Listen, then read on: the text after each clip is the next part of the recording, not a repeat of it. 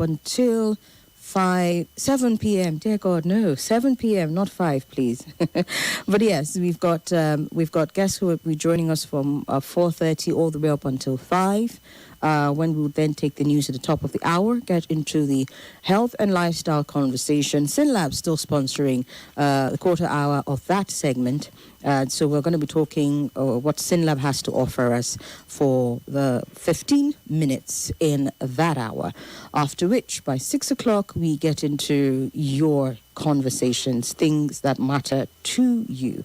And speaking of things that matter to you, a quick update, just in case you're heading towards that area, hoping you've not been caught up in it already.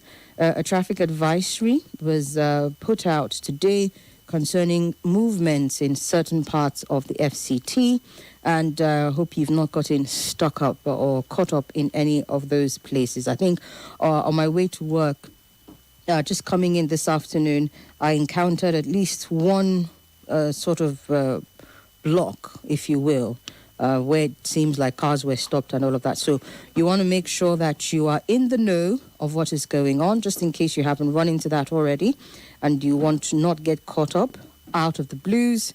Traffic advisory has been issued in certain parts of the FCT. I think I'll find it to give specific details.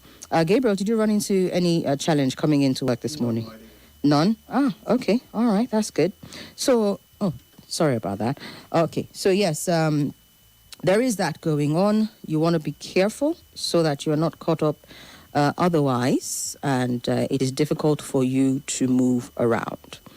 So yes, let's see if I can find it. If I cannot, we'll move on. There it is.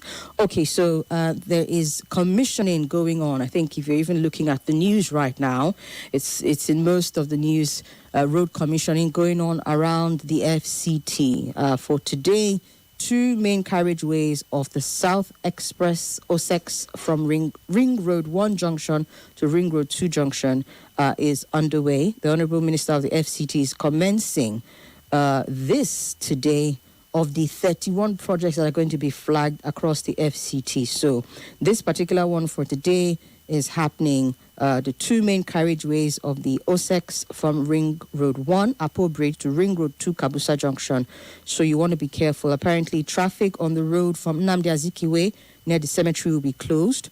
Traffic from Apo Shoprite will be diverted to Oladipo Dior Road to connect with Cedar Crest Junction and beyond. And traffic from Apo Resettlement will be restricted from proceeding beyond the AYM gas station.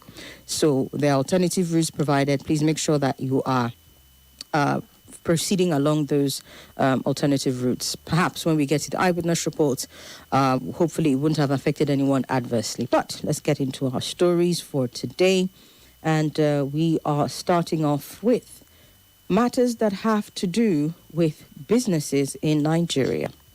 All right, so there we go again. Manufacturers Association of Nigeria has warned that plans to significantly increase excise duties on sugar-sweetened beverages can threaten a sector responsible for about 33% of the country's manufacturing output. They're also saying that it can threaten over 1.5 million direct and indirect jobs. A statement was issued today in which the DG of the Manufacturers Association of Nigeria, Segun Ajayi Kadir, speaking on behalf of operators in the non-alcoholic drink sector, urged the federal government to adopt a balanced, evidence-based and coordinated approach to excise taxation.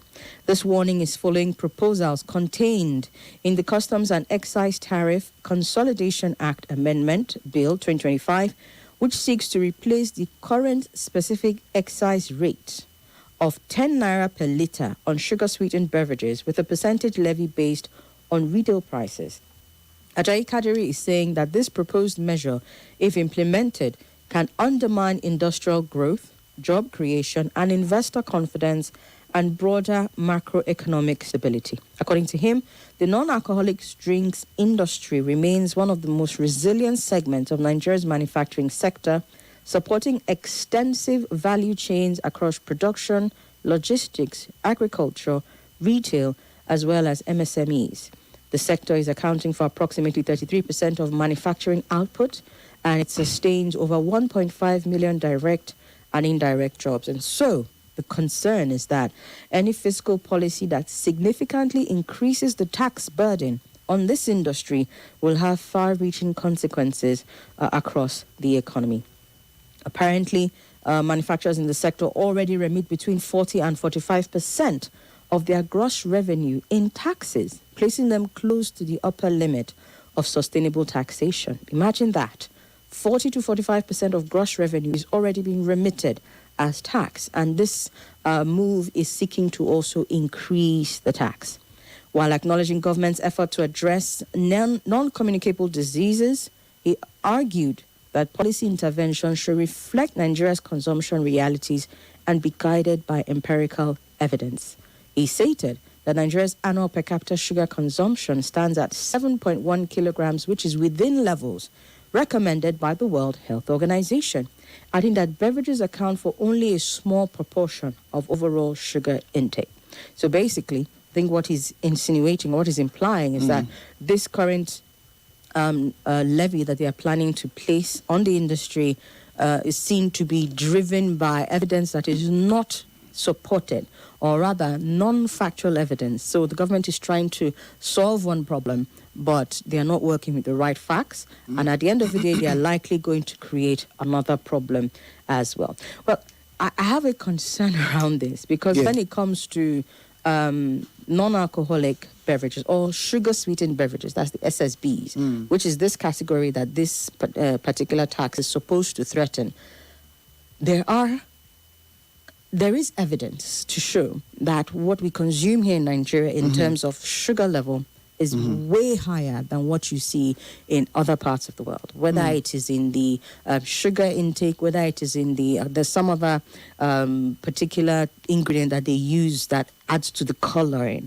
I know that those things have shown up in reports here and there that we are way above what should be. Yes, there was a standard at some point, and if you check, they're well within that standard now, but it's been reviewed in other parts of the world compared to here in Nigeria. Well, so it needs to be reviewed so that it can reflect global best practice. I don't think, first and foremost, I do not think that I don't think we're in the top 10 in terms of sugar consumption in the world. When we're talking about sugar-sweetened beverages. Sugar-sweetened. SSBs particularly. That and any other thing sugary. Malaysia, everything they eat in Malaysia is an addition of sugar. Sugar on bread, sugar on donuts, sugar on this, sugar on that. So quite a number of Asian countries are like that. All right, but that's by the way.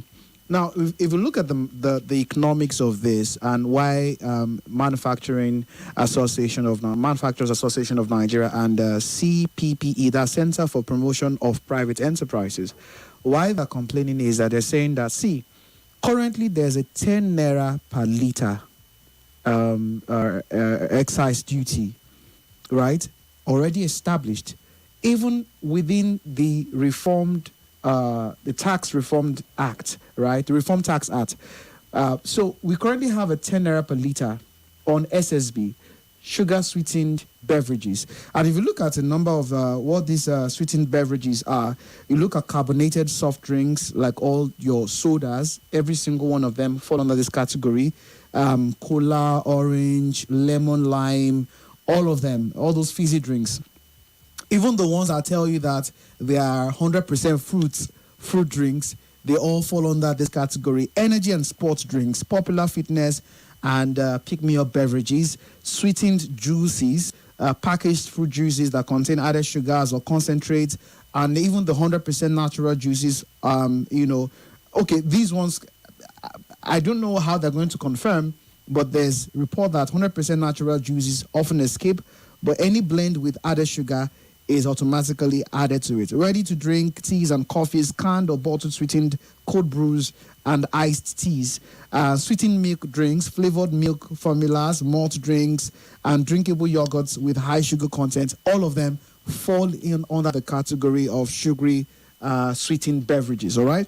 Now, they are saying what the fight back. Already, Senate has passed the bill as it is right now.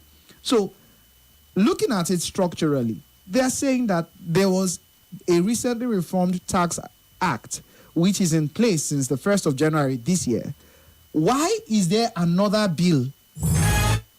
Why is there another bill mid-year? Okay, let's take the commercial break.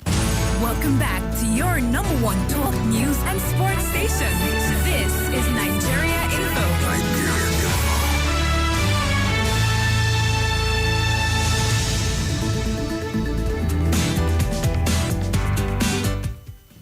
All right, welcome back. So we're having a conversation around these, according to the reports that we have, that the Manufacturing Association of Nigeria, MAN, and other, groups have warned that plans to significantly increase excise duties on sugar-sweetened beverages, SSBs, could threaten a sector responsible for about 33% of the nation's manufacturing output and over 1.5 million direct and indirect jobs. So that's what it is right now. So by the time we probe this particular bill, which the Senate has passed, and they're waiting for the House of Reps to also, hear the bill and also pass it as well.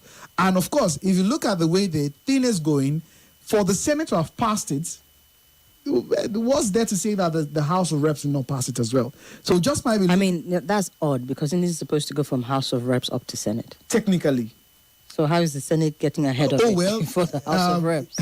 On today's episode of Anything Can Happen in Nigeria. But moving on. So now that's what we currently have at the moment. It has passed, the Senate is now at the House of Reps, and most likely the prediction or what the word on the street is that it is also going to pass hearing at the House of Reps. Now, when we probe this particular bill that is being passed, we discover that by the time it is currently at 10 naira per litre, it will climb to about 1,000 to 1,300 naira.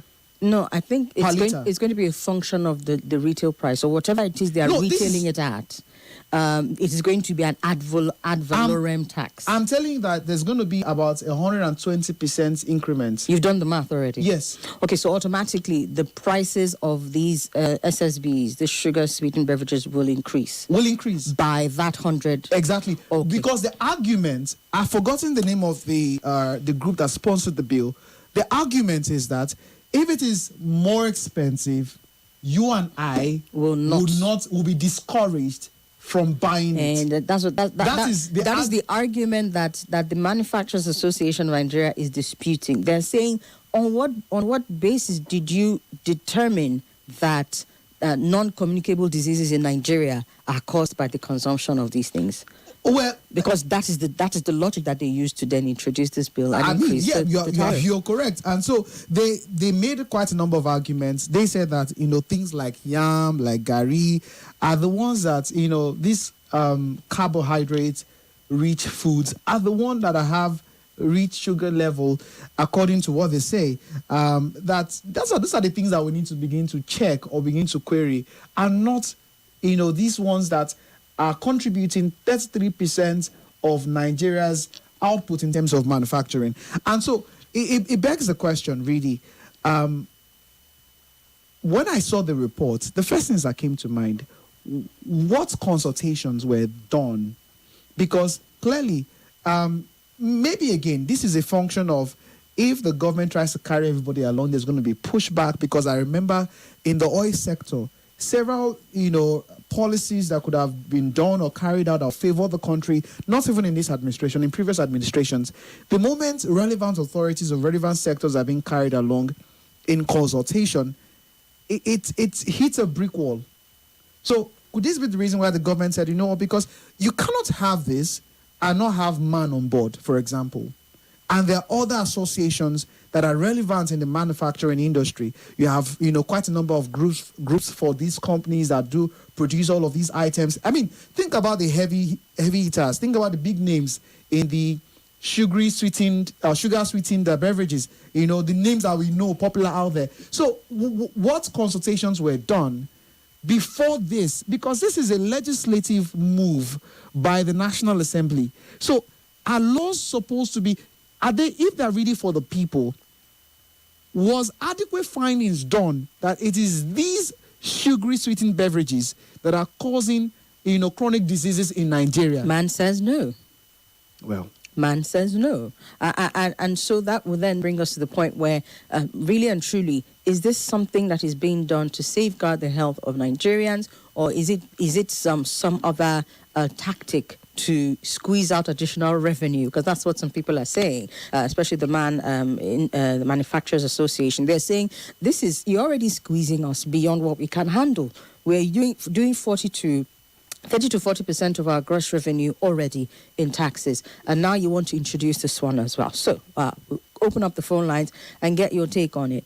If this does happen, if this bill does go through Nigeria, it will mean that, just as Gabriel has said, the prices will skyrocket. And so for you who is a consumer, I mean, we're talking about everything from the sodas to the malts.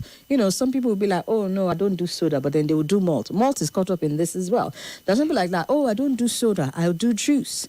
Or any other thing that has these fructose components in it, whether it is juice, I don't know if they do that in yogurt, but whatever it is, all of these things are going to be affected if this bill does go through. So for you who's listening right now, is it going to be something that, you'll be like, government is really looking out for us? So indeed, based on that, the price has gone up, I will stop buying it. Or are you just going to complain and then add more money and buy because you really do need to take these things? Well, frankly speaking, I'm really thinking about it. Was there an absolute need to check the production and consumption of sugar sweetened beverages in the country? If really and truly this is the reason for why this bill is being introduced, then absolutely. Absolutely. Again, I also talked about the fact that I had a guest on, it was a couple of weeks ago, who was looking at baby cereal. Baby cereal across Nigeria from a well-known brand that shows that evidence and every investigations have come up to show that it carries a higher sugar, what did it say now? It actually is fructose, which contributes to the sugar that is inside that baby cereal, which is absolutely unnecessary for babies at that age, right? But it is something that is standardized across the baby cereal market in Nigeria, different from other parts of the world. So now we are seeing a conversation where it is spreading beyond just baby cereal now to other things that young children consume, adults themselves consume. So if it's an actual health matter that needs to be looked into, then this bill is a very good one. Hold on. This bill is a very good one, but I don't think that it should just stop at taxing the manufacturers industry. While this one is going on to de-incentivize, is that the word, from producing it, there should also be checks into what the NAFDAC is doing, what the SON is doing, all those bodies that are responsible for vetting these things that are produced in the first place that have this high sugar content. I mean, I have a different opinion, to be very frank with me. I think that if the government is really particular about the health of Nigerians, which an average Nigerian is going to be very skeptical about that thought, please, are they really? But let's give them benefit of doubt that they're really looking out for Nigerians. I think, how about, clinically looking at this product, we have SON, we've got NAFDAC, we've got several other agencies that look into food consumptions in Nigeria. What is the global best practice? What did you say? What did I say? We're saying the same thing. No, we're not saying the same thing. I'm heading somewhere. Okay. We're not saying the same thing. Oh, well, I'll cut my own path pretty soon. The point here is this. If it is about the standard of the products, how about put out clear-cut regulations? You cannot put beyond this amount of sugar in the product and leave the prices alone. Why tax the prices? Because manufacturers are profit-driven. For them, they want to make money. Again, Right. I've given you the story around the cereal. Right. The people who manufacture the baby cereal in Nigeria say, we are not breaking any laws. Because in Nigeria, whatever calculation that they use to determine what should go into baby cereal, they are within that regulation. But around the world, it's been adjusted because people are saying babies don't need this ingredient. Adjust the one for Nigeria. And that's what I'm saying. And leave the prices alone. So that's why I said it goes beyond taxing. But if you do not, if you don't introduce these levies, the manufacturers themselves don't see any incentive to not produce at that level. I think we need to look at the numbers beyond this. So ideally, yeah. Because listen, I'm listening. Ideally, you see the baby food conversation. A call has been made and said this thing is not necessary, right? What you would expect is that manufacturers will start producing the variant that does not have that amount of sugar. Right. They've not started doing it because until the law changes, they are still within regulation. And it might take a while for that regulation to change. Do you get what I'm saying? But for as long as they can continue to make money, but they are not concerned. Do you get what I'm saying? Absolutely. What I'm saying is this, right? I'm not saying that the manufacturers of these sugar-sweetened beverages are not culpable or they're exonerated of any blames whatsoever. That's what I'm saying. In fact, we have our grievances with many of them. I think many of them that even self-franchise to other companies to produce and slap their labels on these products.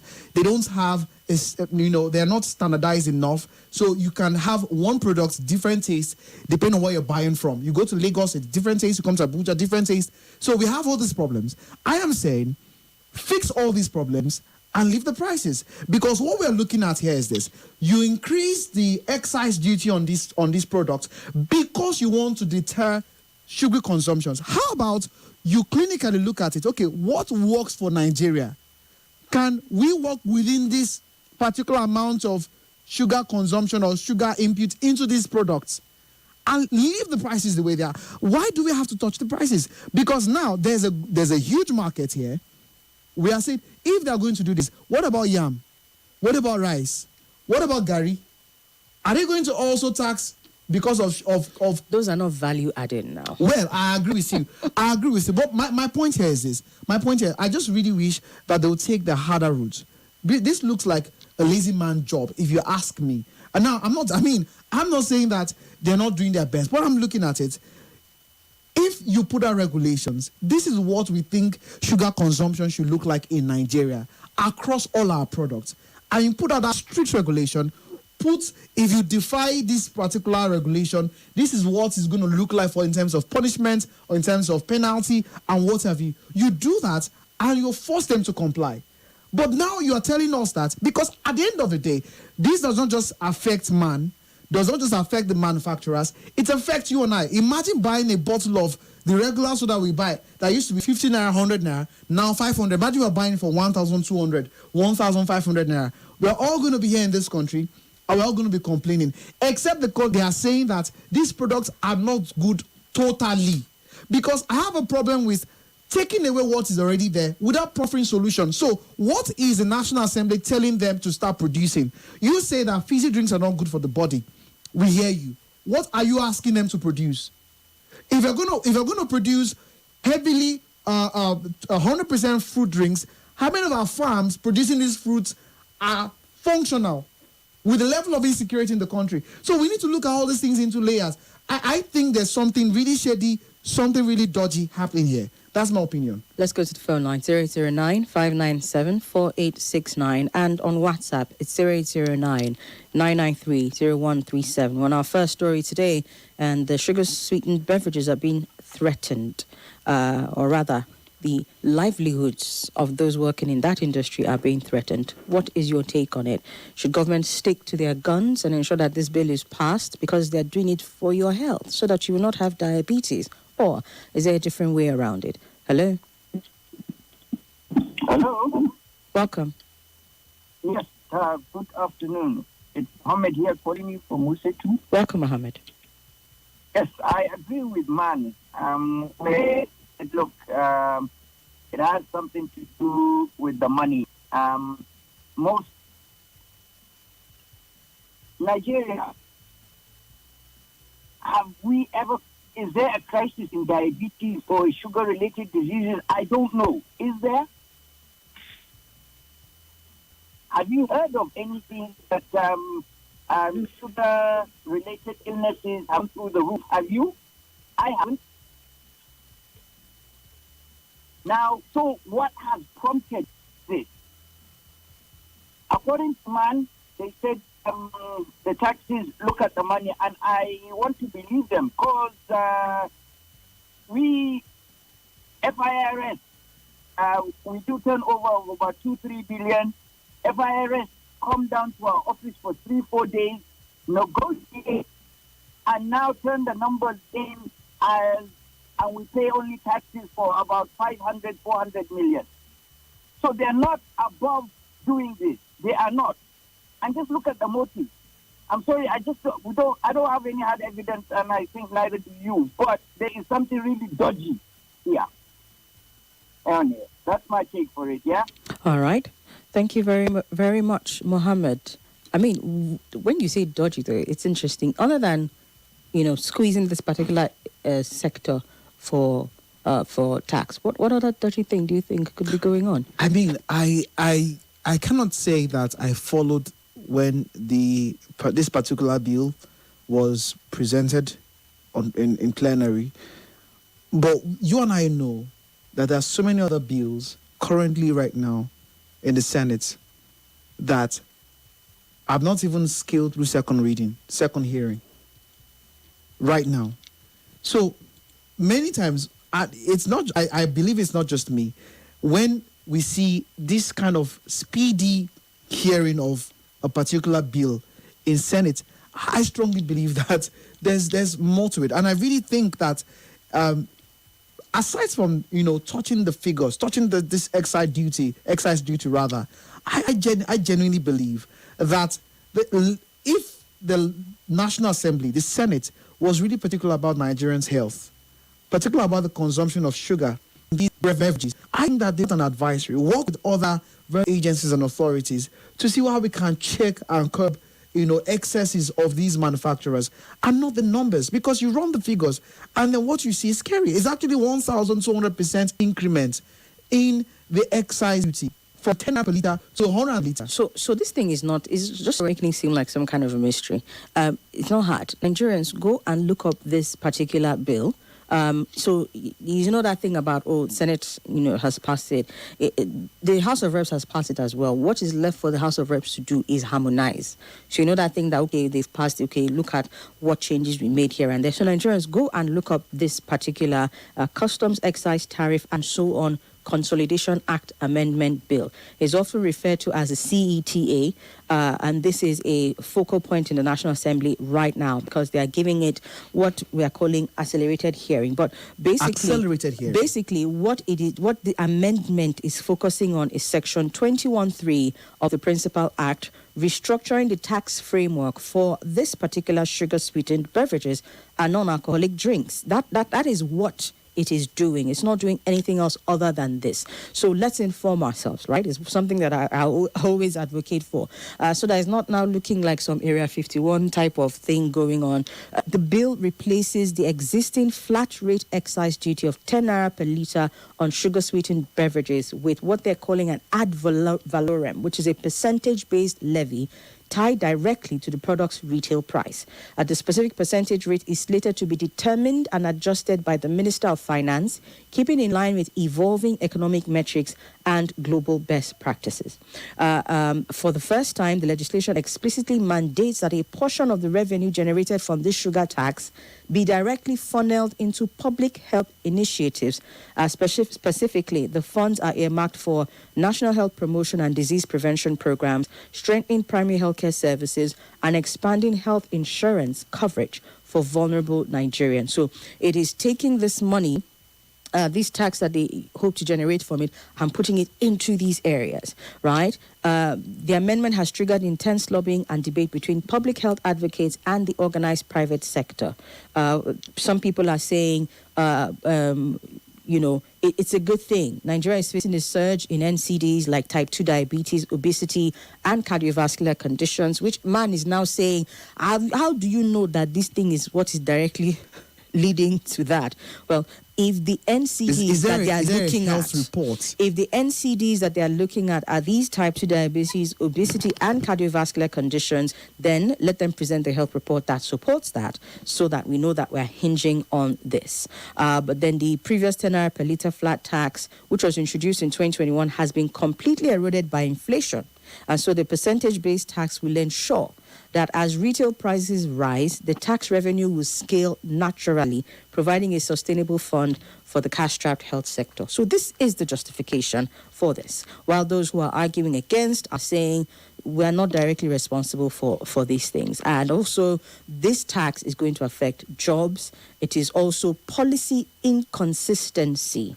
These are the arguments against it. Any other takes on this? Let's do a few more calls before we get to the second story. Somi and Gabriel, Mike from Abuja says, the economic team is misguided. Why not regulate the sugar content of these drinks without taxing it? What has this present administration given us? Taiwo, the Minister of Finance and Tax are 5 and 6. Every eligible Nigerian should endeavor to get his PVC and vote this government out. Phone lines are still open. Let's hear from you on this. Hello, Comrade Tony. Hello, good afternoon. Welcome, good afternoon. Gabriel and Lady Somi, how are you today? Fine, thank you, sir. Okay, yes, my name is Obedient Elder Comrade Tony, also known as the Fearless Benima Calling. Yes, on this tax. You know, this current government of President Bola Ahmed Tinubu doesn't know any other thing other than to begin to tax and squeeze Nigerians. I think the next thing is that now any person that they see on the road that is not capable of paying tax, let them get rid of the person and now, squeeze out the blood out of that person. Now, a country that does not produce, we are not even producing. That is the most funniest thing. If Nigeria was producing now, with all the money that is being raked in from previous taxes, I tell you by now, the economy would have, improved and picked up. But unfortunately, this current president, he doesn't know how to go about lifting up the Nigerian economy through production. Look, go to Kaduna. Rather than refurbishing all the textile mills in Kaduna that has been shut down over the years, now you are now adding more burdens into Nigerians by now, wanting to tax, beverages again. Look, Haba, this is too much now. Let this man think out of the box. All and right, that is why I always urge Nigerians, please keep your PVC very well so that by January, we'll make sure that when we vote, the people's candidates, all of us will stay there, protect the vote, and ensure that INEC does not bring about the glitch, that Wayo glitch that they brought in 2023. All right, sir. So that's my take this afternoon. Thank you and God bless you. Thank you, Comrade Tony. Hello. Good afternoon, and Good afternoon, sir. I'm Olatunji calling from Cuba. Welcome. Okay, my own take to this regulation by government or out of assembly. That regulation is better. The regulation type methods that Gabriel is talking to, I think it will not add advantage in the sense that if they can regulate them on the volume of sugary content to be in every production, somebody can take, for example, a Coca-Cola and take another drink that contains a sugary, like a amount of content, I take theory in cheap, which will affect based on diseases or the causes of sugary level. But the way they are done, I think we should not be putting the manufacturer to determine policies or whereby the policies of the government go. So if they should now apply licenses to jump to other production, you understand that, for example, somebody told me something in America that like the way somebody wrote it, that they have so much salt with their chicken to buy 4 beers. You understand? So I think it is time for the manufacturer to look to another production because it is not a joke. Even in our local palace, I know if I can take 2 folks in a day. All right, sir. The best to me. So That regulation is better because it's better. They now go on reducing the content, regulating the content that they add in their production. But Okay. regulation. I have a question, Somi. Something thinking about this particular issue. Why is it that anytime there's a decision to make, most times I would say, not every time, most times, or sometimes, it is the one that would affect Nigerians the most. That is the decision being taken. Because you look at this right now, an increase in excise duty benefits the government.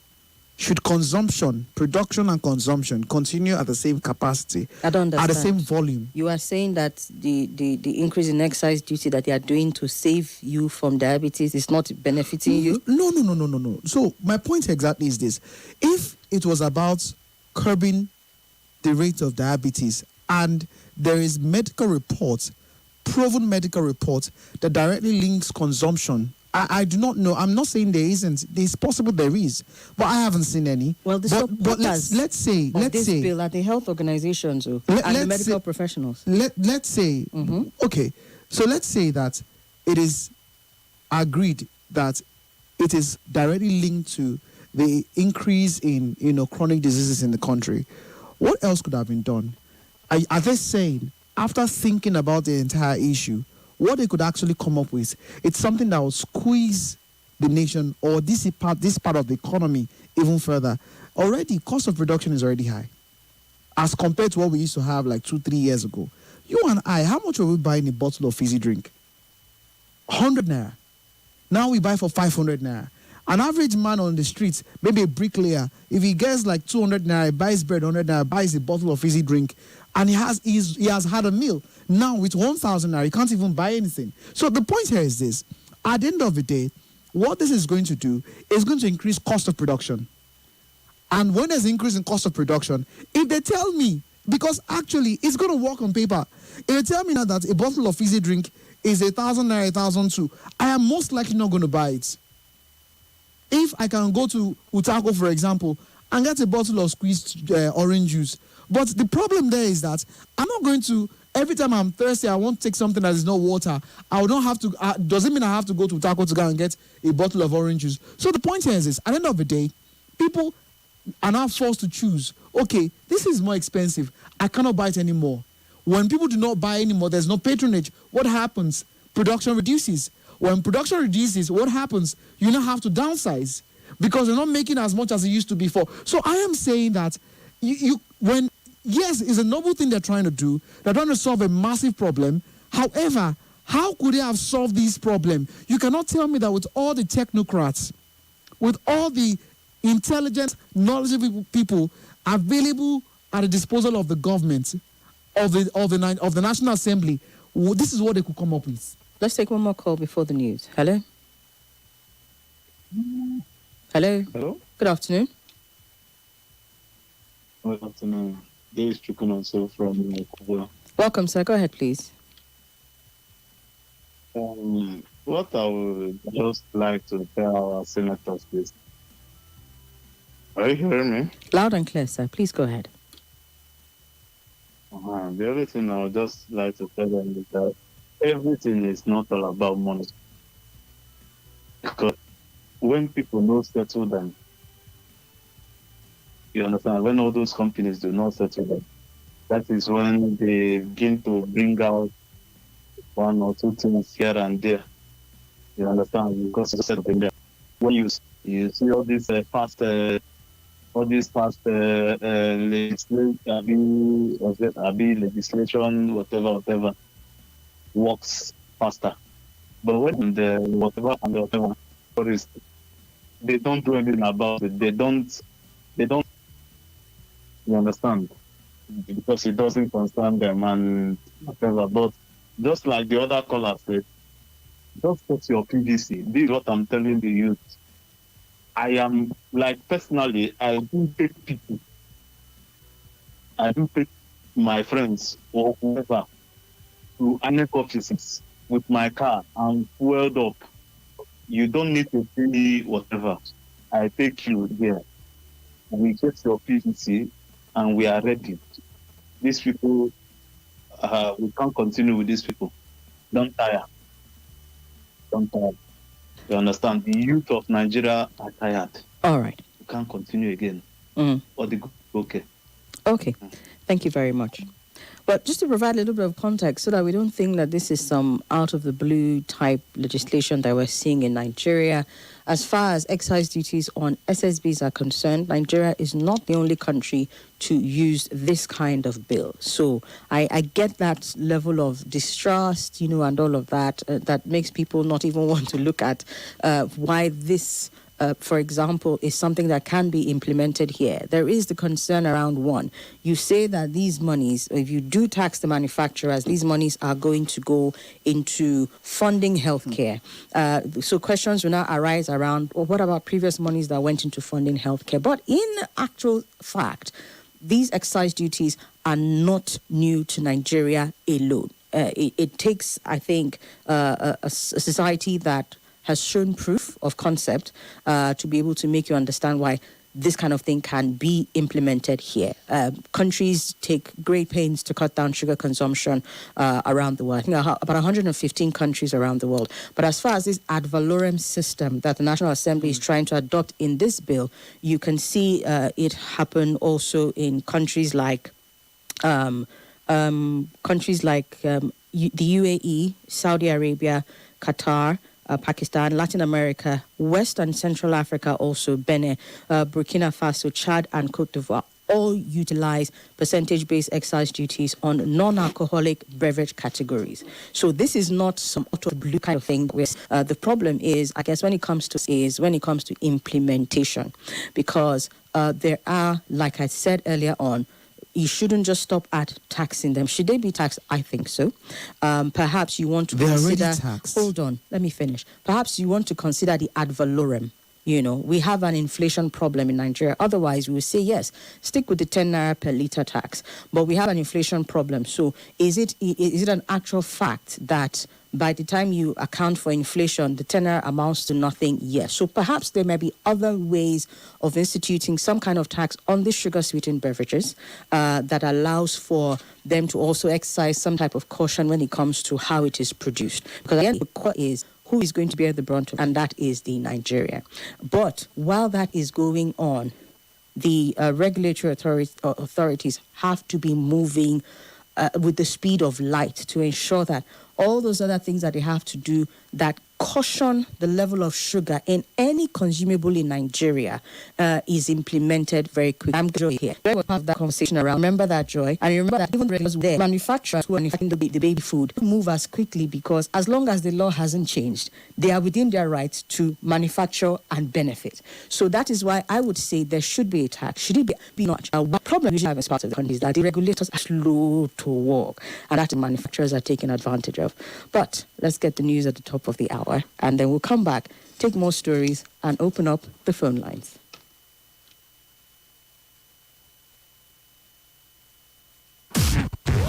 It's all talk and more talk on Nigerians' #1 talk station.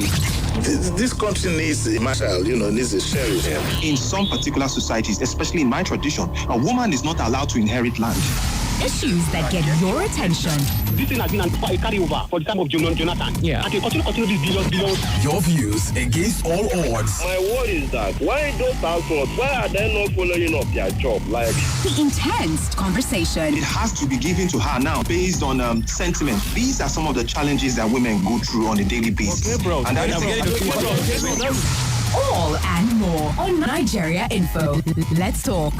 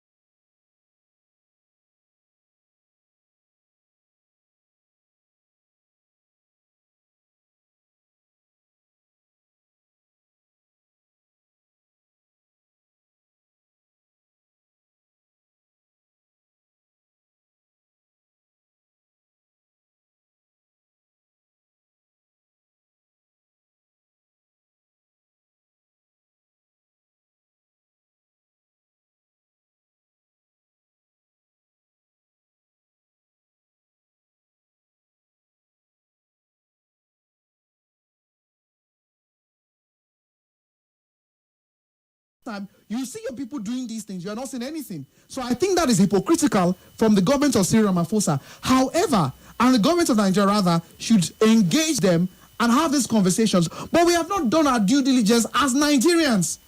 Nigerian government, since 1999 or even beyond that, we have not built this nation to the point where we can say, okay, we say people should come back home, to come and do what in Nigeria? So basically what you're saying is that we cannot be towing the line of retaliatory attacks because we don't have what will survive if South African industries leave. That's what you're saying. What I'm saying is that if a retaliatory game happens right now, on what ground? It cannot clearly be war.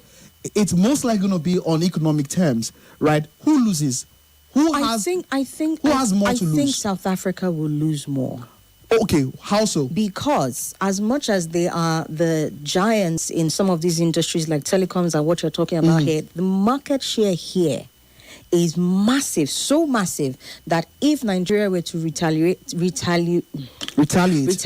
in that aspect, I think that the South African companies, the owners of those companies will be forced to sit up and have a conversation with their government on fixing this thing. But then again, let me go back to why I said I disagree with you greatly. This is not a Nigerian problem. This is not a Nigerians are loud problem. This is not a Nigerians are committing crime in South Africa problem. This is a South African problem that a lot of even South Africans are saying that the government themselves are weaponizing because they have failed to provide the standard of quality of life for South Africans themselves.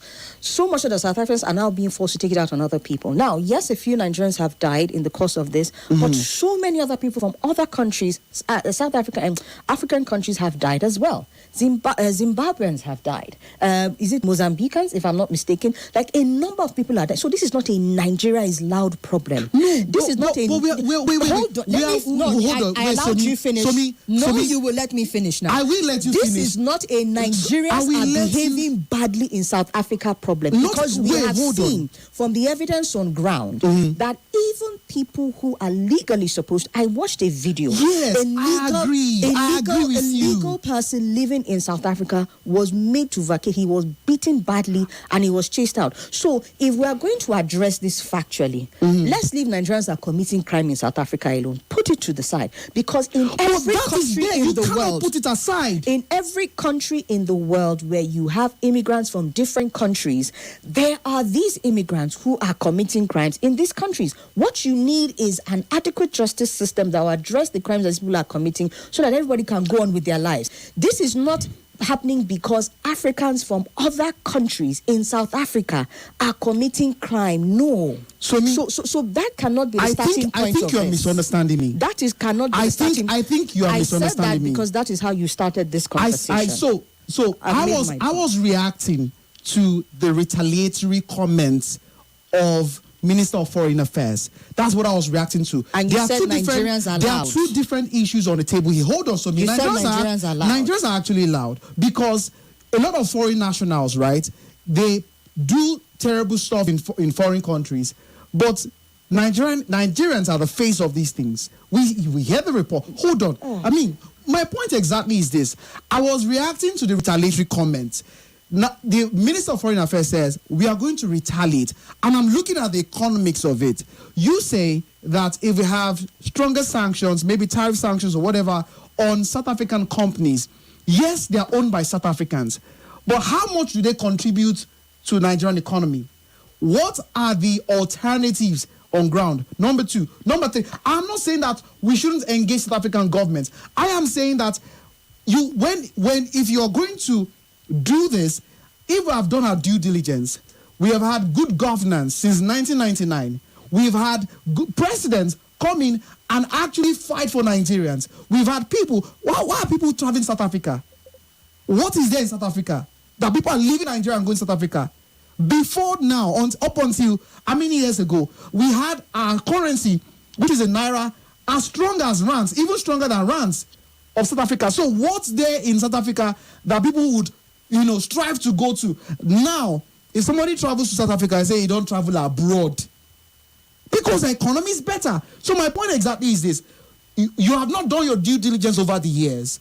At this point, economically speaking, you look at the numbers. So what would you suggest for a retaliatory move? If it's not economic, what would it be? Because the truth of the matter is, Nigeria is far behind when it comes to, let's not even call it retaliatory, let's call it reciprocal treatment. Because in terms of foreign policy and bilateral relations between countries, there is always the principle of reciprocity. So if you are saying, economically speaking, we cannot move, what then do you think we should use to move? Because I think that this argument that you have is the reason why Nigeria is very, very slow to move on this South Africa matter, and more Nigerians are being killed. This is not why Nigeria is slow to move. So why then? Why is because there is lack of respect for the Nigerian people by the Nigerian government. Is why. Let's go to It's lack of respect. It's not because the economy is... that's not what it is. All right. If there is an engagement with the South African government, you cannot do this. Look at what Ghana did. Let's go to the phone lines. We'll come back to you because I want to hear what then you think we should do in terms of reciprocity to South Africa. Hello? I don't think... Hello? Yes, please. Hello? Hello, good evening. Welcome. We can hear you. Please go ahead. My name is Moses. Welcome, I Moses. make it just straightforward. I just want to go straightforward and go ahead, please. I don't think anybody can just hold on to anybody can just hold on ransom and then don't have to do anything and just sit down and be watching what's really going on. I think we have to do something about it. You don't just trap us like that because you feel that if you take the giant the giant businesses, the giant businesses in Nigeria, and you think that the country is going to suffer it and more than the South African economy. I don't think it's so. Please, we should do something about it. This thing cannot continue like this. Just like the other callers, there is no country you go in the world that you don't see foreigners, whether legal or illegal. There's no country you go, even in the Americans, so-called Americans. They are in Arab. They're in Arab world. You go to Saudi Arabia, you see Americans. Does that mean that the Saudi Arabian economy is better than the American economy? I don't understand that. Oh, somebody come and say that it's because our government has failed. That's why Nigerians are traveling to South Africa. I don't think it's true. All right, then. You have to look at these things very well. Yeah, you understand what I mean? So I don't think. See, Nigeria, we can adapt to anything. If really this can make this country to be better, please, even if it means taking away the giant. Something like MTN. Yes, Nigeria can survive this. We have gone through tough times than that. Do you understand what I mean? Maybe DSTV got you, sir. Don't tell me that if you take away those things, we cannot survive it. No, we can survive it. All right, then. Let's take other positions on this. Gabriel, good afternoon. Somi, good afternoon. This is Obi from Galadimawa. Welcome. Gabriel, I totally disagree with you. That somebody is doing something illegal is not enough for you to now generalize, go and loot their stores, kill some people, do all manner of things to them, make their children stop going to school. There are better ways to handle things like that. Deport them. If you're very sure, hand them over to the police. Deport them. I beg, please, you shouldn't sound the way you sounded. That's not a way to... Okay, I think your message ended up properly there. Somi and Gabriel. My name is Alex. I'm voicing from Wuye. Actually, this really heated argument, Somi and Gabriel. But honestly, I think, Gabriel, I would like to disagree with you. Are you saying that because South Africa may be miles away ahead of us in one or two things, then we should just fold our arms and watch them to slaughter us like ram? I remember when Abacha was the head of state. Abacha even damned the Western world during his time, and heaven did not fall. Nigeria was still existing. In fact, I can tell you, during the days of Abacha was better than what we're experiencing now. So I think South Africa, yes, they will lose greatly, and that will help our local companies to sit up, like the multi-choice that you are talking about. The multi-choice can now renegotiate with some of these European countries and what have you to have their to get the license to do to take up the South African influence in Nigeria. That's what they are doing in Nigeria. They can now take it directly. So there are so many things that could be done because they said necessity is a mother of invention.